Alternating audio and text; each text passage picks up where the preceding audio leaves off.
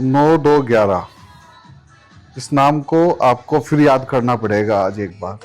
ये वही 9211 है जिसके लिए हमने एक वीडियो बनाई थी कि ये अश्लील कंटेंट बनाता है जो हमारी जनरेशन में जहर घोलने का काम करता है।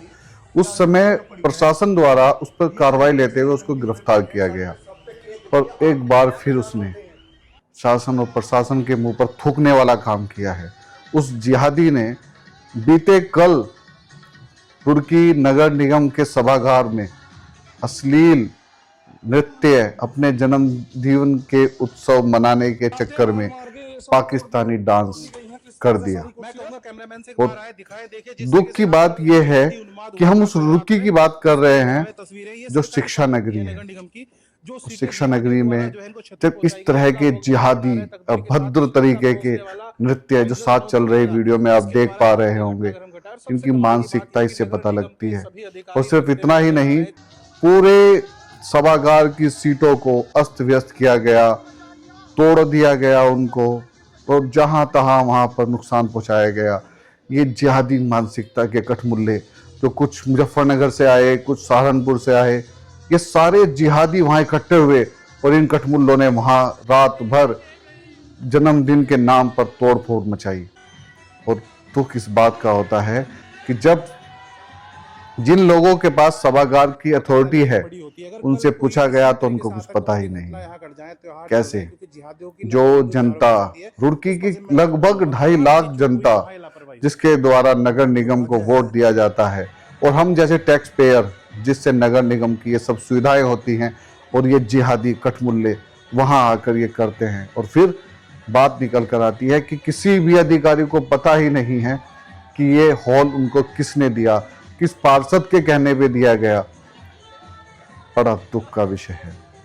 एक न्यूज़पेपर, एक न्यूज़ चैनल जो हमेशा इस तरह की खबरों में निकल कर आगे आता है, फिर वही आगे आया सुदर्शन न्यूज़। हम हृदय से संवाद चैनल के माध्यम से मैं सुदर्शन न्यूज़ को हमेशा की तरह आभार व्यक्त करता हूं कि एक चैनल है जो प्रखरता से हिंदुओं की बात रखता है। और साथ में एक नाम आया, शिव प्रसाद त्यागी, बजरंग दल से आते हैं, और उन्होंने आह्वान किया कि अब हमें इस सभागार का शुद्धिकरण करना पड़ेगा। इसमें हनुमान चालीसा का पाठ होगा, यहाँ पर सुंदरकांड होगा, तब इसका शुद्धिकरण होगा। शुद्धिकरण से ज्यादा तो उनकी बुद्धियों का शुद्धिकरण आवश्यक है, जो अधिकारी अब पल्ला झाड़ रहे हैं कि हमें कुछ पता ही नहीं है। क्या दोस्तों ऐसा संभव है? क्या एक हिंदू भी जाकर उसका ताला खुलवाकर अपना जन्मदिन वहां मना सकता है? बताइए। अगर हम लोगों के लिए ये सुविधाएं नहीं है तो उस कठमुल्ले, उस जिहादी के लिए वो कैसे खुल गया? ये उसने प्रशासन के मुंह पे थूकने वाला काम किया है। उसने ये जताया है कि तुम मेरे चैनल के खिलाफ करके मुझे गिरफ्तार करा सकते हो, मैं उससे बड़ा काम करके दिखाऊंगा, मैं तुम्हारे सभागार में आके इतना अश्लील नृत्य कराऊंगा। ये जिहादी जिस तरीके से उत्तराखंड में बढ़ते जा रहे हैं, हमें सोचना पड़ेगा। हमें अपने सनातन को बचाने के लिए इन जिहादियों पर नखेल कसने की जरूरत है। जो वोट के नाम पर जो नेता इनको आश्रय देते हैं, जो इनको बढ़ावा देते हैं, वो कौन पार्षद है जिसके एक कहने पर रात को सभागार का गेट खुल गया?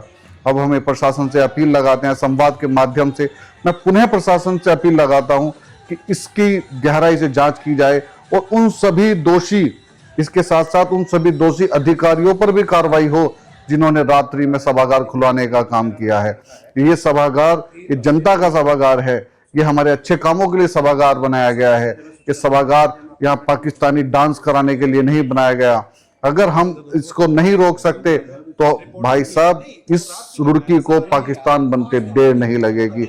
इन लोगों की हिम्मत दिन पर दिन बढ़ती जा रही है और ये कहीं ना कहीं एक मैसेज दे रहे हैं कि आप से कुछ नहीं होगा। तो मेरा सभी, मैं सभी हिंदू भाइयों से ये आग्रह करता हूं और मैं प्रशासन से अपील करता हूं अपने संवाद चैनल के माध्यम से कि प्लीज आप इस पर कुछ करिए, इसको गिरफ्तार करने का काम कीजिए।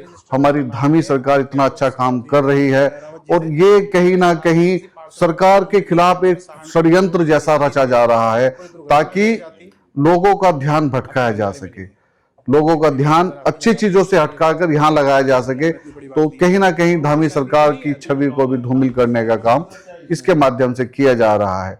मैं निवेदन करता हूँ रुड़की मेयर से कि वो आगे आकर इस पर एक्शन लें, अधिकारियों पर कार्रवाई करें और इस तरह की चीजों को भविष्य में ना हो ये सुनिश्चित करें।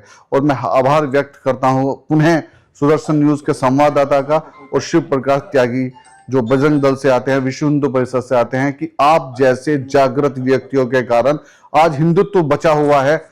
आपको मेरा आपको साधुवाद, वंदन, नमन। आप ऐसे ही लगे रहिए और ऐसे कार्य करते रहिए। जय श्री राम।